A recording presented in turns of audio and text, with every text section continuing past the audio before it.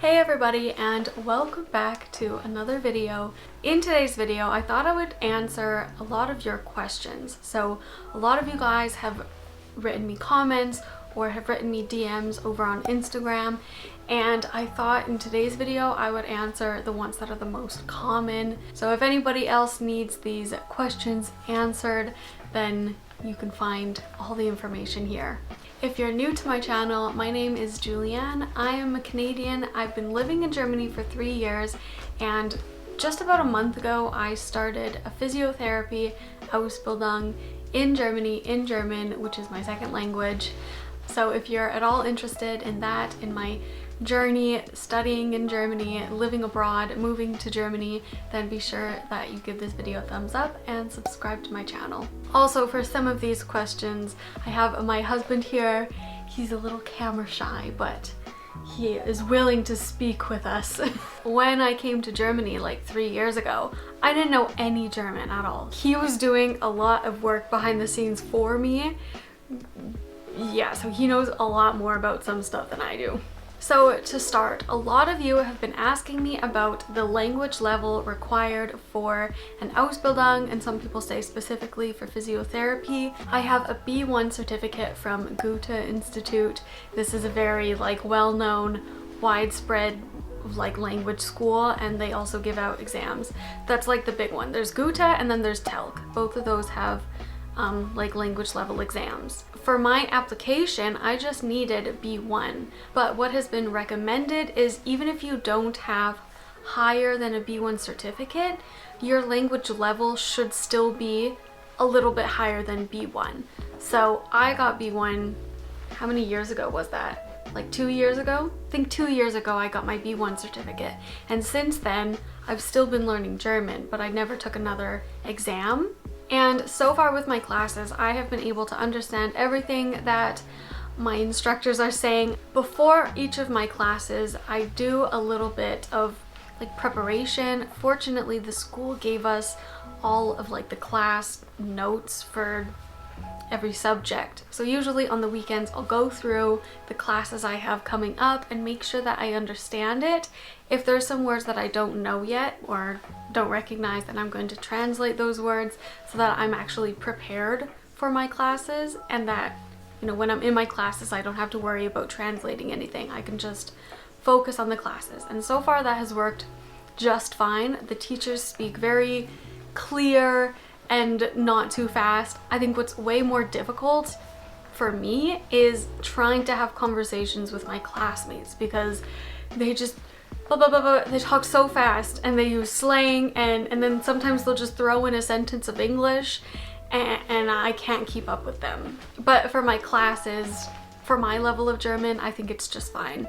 You don't need a C1. If you can get a C1, that would be awesome, but you don't need it. Are there differences for different apprenticeships? In which way?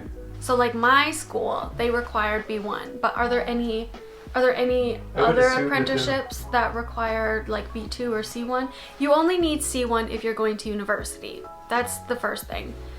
But I'm pretty sure there are there could be other apprenticeships or Ausbildungs that require you to have B2. I think, what was that one that I was looking at? It was an operation assistant, somebody who assists a surgeon or something. I was looking into that, and I think for that one I needed B2. I don't know, it really depends on which one you're going into. For me, for physiotherapy, I just needed B1. A lot of you are also asking, how do you get your school certificate recognized in Germany? This would be Schulabschluss in German, or for me, coming from Canada, this was my high school diploma. So can you share with us how to get it recognized? Okay, first of all, for your school certificate to be recognized, you need to find out in which state you're living or in which state you're going to live. There is gonna You need to find out which state. Oh, where am I living? Because in that state there is a regional office, and there is a department called Zeugnisanerkennungsstelle, or School Certificate Recognition Office, which is actually going to translate your school certificate. What should I do on the screen while you're speaking? Should I just like have baby animals playing? Would be really funny. Usually the regional office is located in the capital of that specific state. First of all, for all the paperwork, for most of the required paperwork, you will need an authenticated copy of the original document. In Baden-Württemberg, where we are living, on the website there is a specific website for the Zeugnisanerkennungsstelle, and there is a list of all the required paperwork. I will go through the list shortly, but if you want to have more information about all of that, you can look on the website we're gonna put on the screen. First of all, you will need to put in your personal data. You will need to have a normal copy of your passport or your residency permit. Normal copy mean you can just like scan it on Yeah, your scan printer. it on your printer. It whatever. doesn't have to be Yeah. like a special copy. Yeah. If you changed your name, you will need your marriage certificate. If you changed it because of marriage. Yes, obviously. You will need your marriage certificate translated and a copy of the original. And that needs to be an authenticated copy. Second of all, you need your school certificate or your school diploma with all the classes and with all the grades. And if you studied in your university, you need obviously the certificate for that. Oh, so for me, because I went to school in Canada, like I went to college for a year, I just emailed the college and asked for that, and then they mailed it to me in Germany. So if you guys went to university or college, you can probably do the same, and I think they will send it to you. Important again is that it needs to be a document with a stamp on it, which says that it's From the school. Yeah, from the school, that it's the original document. If you still need the original, then you need to get an authenticated copy of it. Third of all, you have an applying formula you will need to work through. It's again asking for personal data and your education. So like your education certificate.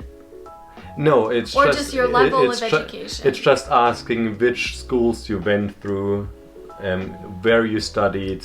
Oh, so just like you have to put in details of your Details education. of your school, yeah, of Okay. the schools you. All right. Last of all, you need to send it to the regional office, or you can go there in person and bring it them.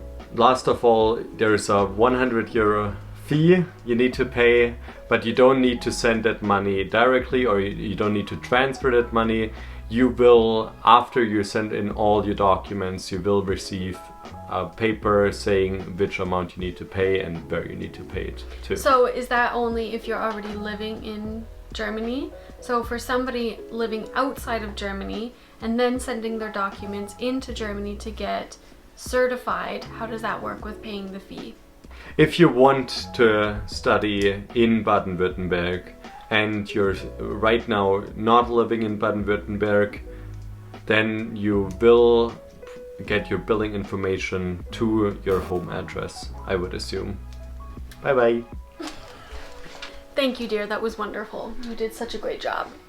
Okay, so also people are asking what my plan is if I am planning on going back to Canada, working in Canada after finishing this Ausbildung in Germany. I looked it up, and in Canada, for me to work as a physiotherapist, I would need to register myself as a physiotherapist with the Canadian Physiotherapy Association. So I found this on physiotherapy.ca. It's just the website for the Canadian Physiotherapy Association. And they say that there could be different requirements based on where you're working. And then depending on where you want to work, there's different regulators. And it says for most regulators, you must complete CAPR's educational credentials and qualifications assessment. So they need to make sure that I'm actually qualified and have the same level of education as I would becoming a physiotherapist in Canada. So it says that this assessment ensures that your education and qualifications are similar to the education and qualifications of a Canadian educated physiotherapist. You'll need to prove your language skills or take a language test, and you must pay fees for the assessment. So for this, I would just need to send them all of my documents, everything that I've completed in Germany, and then they would make an assessment to see whether it's like to their standard or not. So I definitely could work in Canada. That door is not closed to me necessarily. I would just have to go through this assessment test to get qualified, really. Currently, we are planning on staying in Germany, at least for the short term. For my husband's job, it's more difficult for him to just like move countries. So for now, we're staying in Germany, but the door is open to go to Canada. Some of you have been asking about the earnings of a physiotherapist in Germany. So when I had my first day at this school, there was like a little bit of heat with physiotherapists working in Germany, especially here in Baden-Württemberg, like southern Germany. One of my instructors said that you can walk in to any physiotherapy praxis and you can just ask them for a job, and like they're probably going to give it to you, and they will probably be fairly open to negotiating your salary, because in southern Germany right now there's like a shortage of physiotherapists because they all go to Switzerland, because Switzerland pays like more than twice as much as in Germany. There's quite a few people that are in my class right now that have already said that they are going to Switzerland, like they've already planned that. So in Germany, you typically don't get paid as much as in Switzerland, but of course, you kind of have to recognize the differences of like living costs between Germany and Switzerland. Living costs are way higher in Switzerland. So if you're living and working in Switzerland, you're earning more, but you're also paying a lot more just to live. And in Germany, you're paying less and earning a bit less. So there's that. But also what I understood from the school is they said that there's also a difference in where you go to school. So this just happened by chance that the physiotherapy school closest to me is also a well-known, like very good physiotherapy school, and I'm really happy that I have the opportunity to go there, because I will have more potential to negotiate a higher salary because I'm going to this school. The other thing that's going to affect your salary a lot is where you're actually working. So I'm living in Baden-Württemberg, that has like a higher salary, and the salary here is considerably higher than in Saxon, which is another state. So officially, before taxes in Baden-Württemberg, I would get 2,500 a month before taxes. Taxes are higher in Germany than like in Canada, but that's like the official number. But because there's a shortage and because I'm going to a pretty good school, my instructors, they said that when we're done, we'd probably be able to get 3,000. Another question I received is what I'm actually learning in physiotherapy. This is something that I had really no idea. Like, you know, I knew kind of what physiotherapy was, but thinking about it, I didn't really know what I would actually be learning. And so here's a list of my classes that I have this semester, the first semester. Number one, I have anatomy. This is one of the most important subjects. So in total, I have like 3 hours of this per week. The next really, really important class that we have is Krankengymnastik, which is translated just into physiotherapy. I have so many hours of this class every week. I have 7.5 hours of this class every week. This is the things that I'm actually going to be like doing when I'm done the Ausbildung. These are the things that I'm going to be doing for my job. Another class I have is Allgemein Krankheitslehre. This is pathology in English.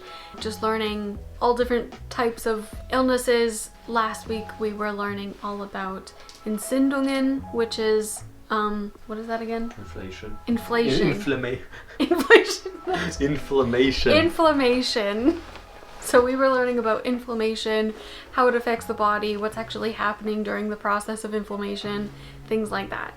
Another class we have is physical education. So for that, we're learning, you know, also stuff that's going to be practical for us to use in the job. I also have classical massage this semester, so we're learning like how to properly give massages so that, you know, you also have to like follow the muscles, learn where the muscles are, all that stuff. That's a really nice class because the teacher will just like put a spa playlist on. We'll learn like a little bit of how to massage one muscle, and then we'll just do that for like an hour, and it's great. I love it. I also have neuroanatomy, which is very interesting, very complicated, but it's also very interesting. Another class I have is physics.